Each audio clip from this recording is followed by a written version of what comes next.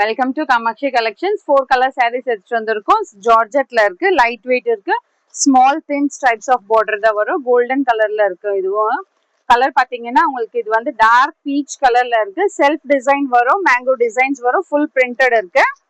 Open பண்ணி காட்டுறேன் பாருங்க.